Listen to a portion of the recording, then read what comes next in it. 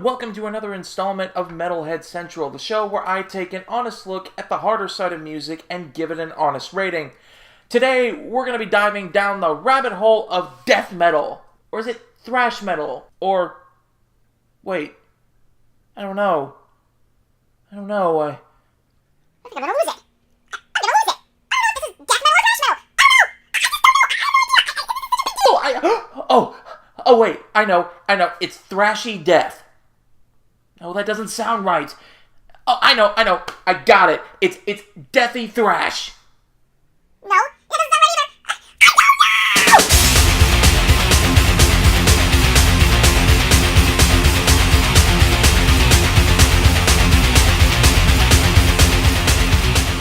know. Oh, I am sorry, guys. I'm sorry about that. But that tiny little debate, that one that's been rampaging through the metal community for almost 4 decades now, completely ravaged my mind.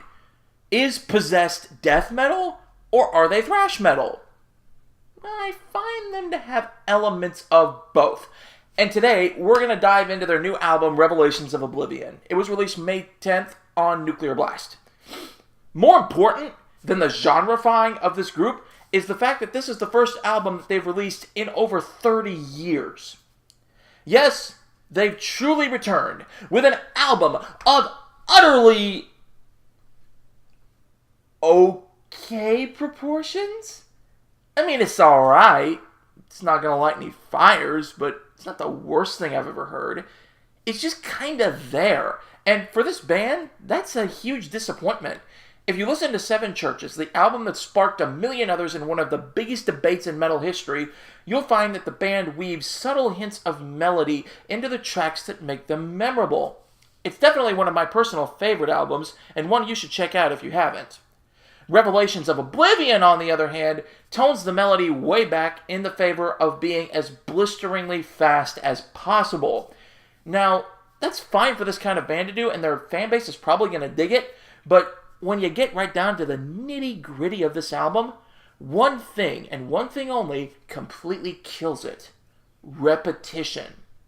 It's basically an album full of the same song written a bunch of different times with different wailing guitar solos thrown in and hardly any diversity when it comes to structure or time signatures or anything like that. It's the same thing over and over again.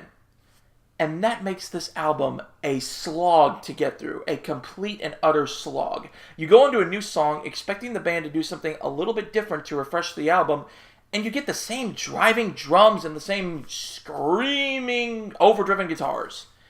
I find that death and thrash metal aren't exactly subgenres filled with musical variety, but there are definitely albums out there that approach these styles with a sense of musicianship.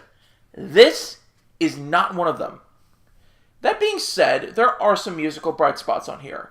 Omen is a solid song, and Demon has a fun little introduction and chorus. Shadow Cult has a neat guitar riff, and No More Room in Hell provides a couple of blistering guitar solos that are nice. But other than that, it's average. It's just sort of meh.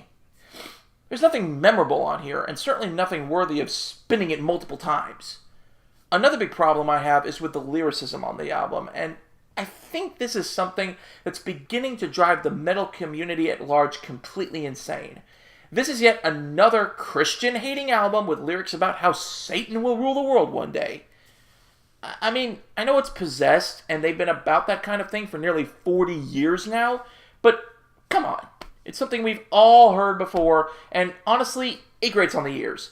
But Caleb, you say, you're a huge Ghost fan. Aren't they satanic? Oh. Yes. Farcically so, but yes.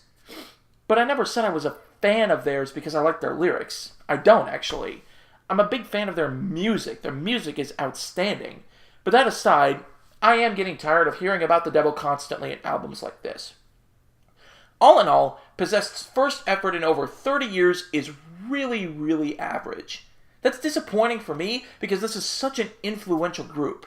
I really, really wanted them to come out with their guns blazing and make an album that would stick with the listener for a long time.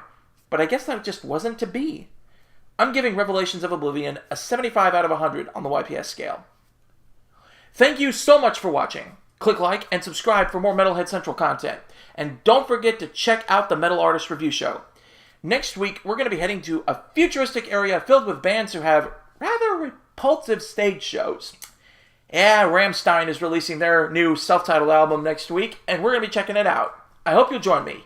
You've been watching Metalhead Central, where I give honest ratings to honest music, and I'll see y'all next time.